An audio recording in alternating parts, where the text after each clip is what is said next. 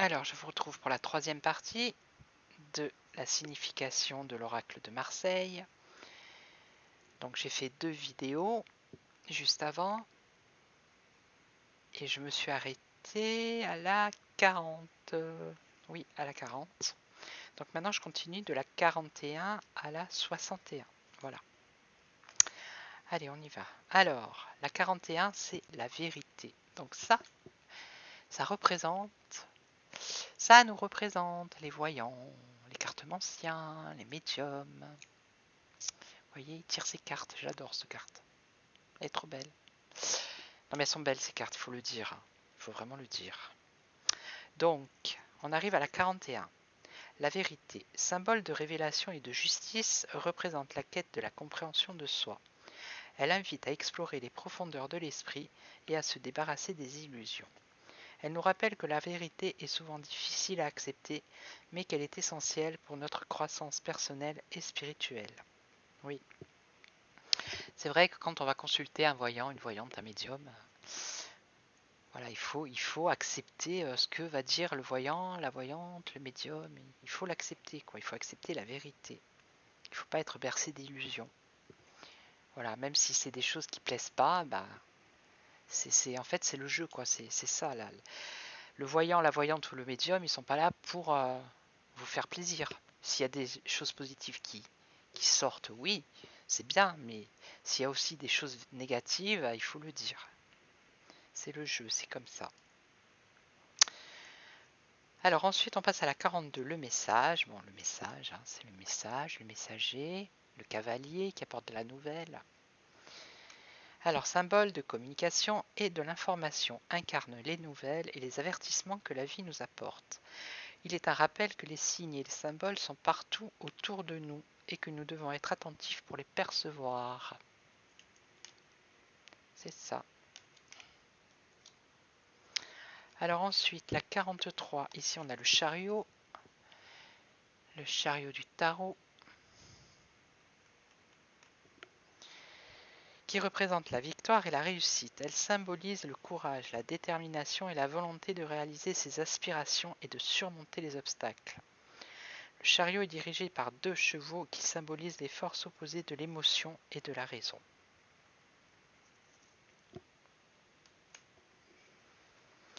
Ensuite, on a les marchands, le 44. Le 44 là. Les marchands. Symbole de commerce et de négociation, représente la capacité à obtenir ce que l'on veut en échangeant des biens ou des services.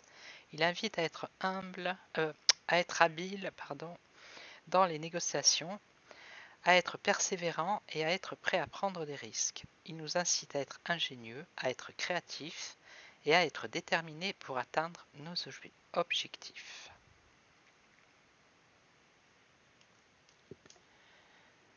Alors ensuite, on a la 45, le choix.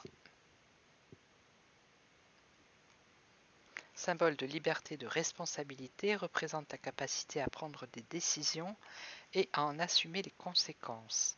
Il rappelle que les choix que nous faisons déterminent notre vie. Il nous incite à être conscients de nos actions, à être courageux et à être prêts à vivre les conséquences de nos choix.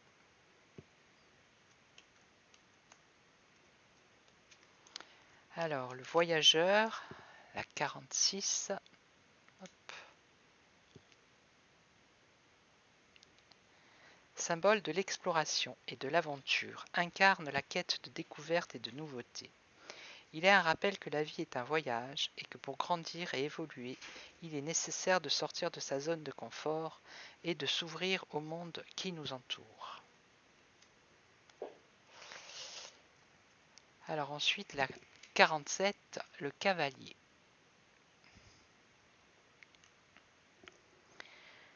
Représente l'action, l'initiative et la protection. Il est souvent associé à un personnage courageux, déterminé et prêt à prendre les devants pour accomplir sa mission. Il est généralement monté sur un cheval, symbolisant sa force et sa rapidité d'action. Ça, c'est l'action, l'initiative. Ensuite, on a la 48. Alors, la 48, c'est l'instant présent.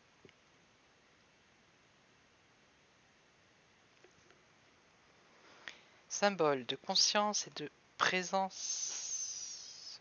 Alors attendez. L'instant présent, symbole de conscience et de présence, nous invite à vivre dans l'ici et maintenant et à profiter de chaque instant. Il rappelle que le passé est révolu et l'avenir incertain, mais que seul le moment présent est réel et qu'il est important de l'apprécier.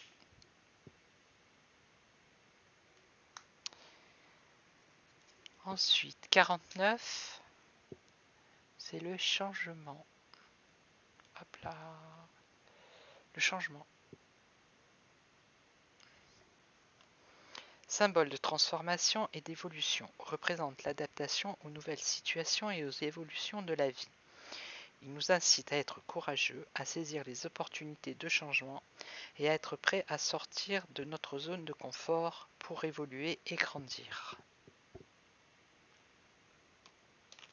Hop là. Alors ensuite on a la tour, donc la tour c'est celle du tarot de Marseille, c'est la 50, qui symbolise la prise de conscience et de la révélation, incarne les moments de changement et de transformation. Elle est un avertissement contre la complaisance et la stagnation, rappelant que pour progresser, il est parfois nécessaire de tout reconstruire. Alors ici on a la 51 avec la tempête. Ah, elle change de couleur la vidéo, je sais pas pourquoi. Pas. Ah mais il se passe des trucs bizarres, je vous jure. Ah, c'est peut-être parce que j'ai mis trop près, je sais pas. Ouais. Alors, représente les événements imprévus, les changements soudains et les défis à surmonter. Elle peut représenter aussi des difficultés qui surgissent de manière inattendue et nécessitent une action rapide pour être surmontées.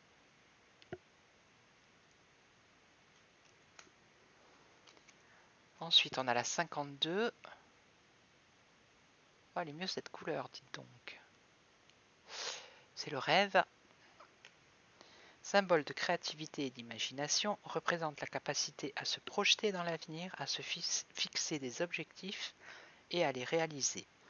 Il invite à laisser libre cours à son imagination. Il nous incite à être créatifs, à être audacieux et à être passionnés pour réaliser nos rêves.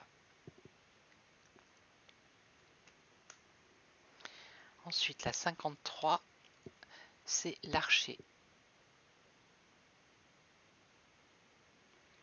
qui symbolise la détermination et...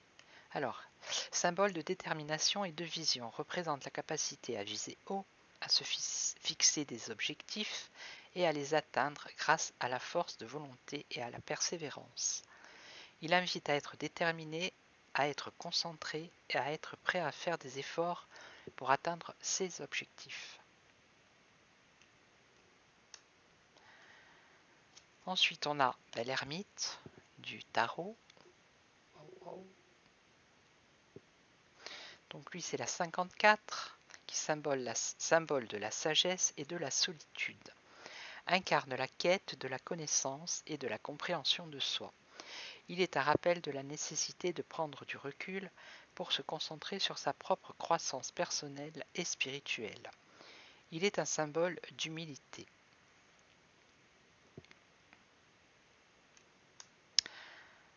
Alors ensuite, on a la curiosité, la 55.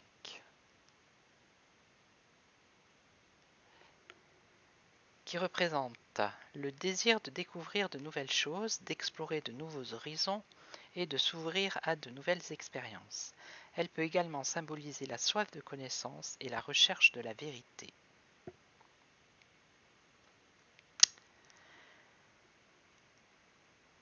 Ensuite, on a la 56.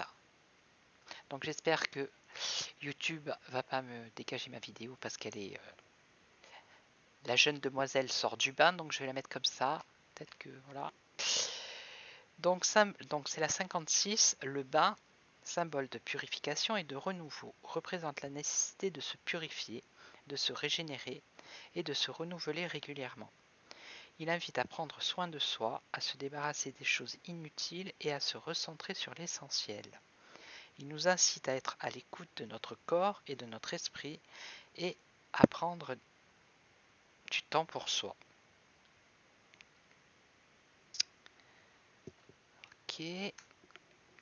Ensuite, la 57, on a le pendu. Bon, ben, le pendu que tout le monde connaît du tarot,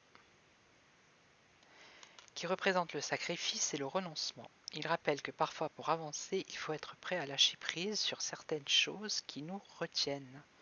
Cela peut également indiquer une situation temporaire d'inversion de perspective où ce qui était en haut est maintenant en bas.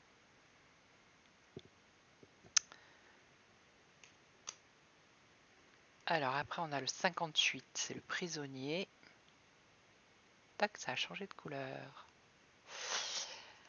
Symbole de la symbole de l'oppression, incarne l'idée d'être piégé ou retenu contre notre volonté. Il est un avertissement contre les liens qui nous retiennent, qu'ils soient physiques ou mentaux, et rappelle la nécessité de briser les chaînes pour retrouver notre liberté.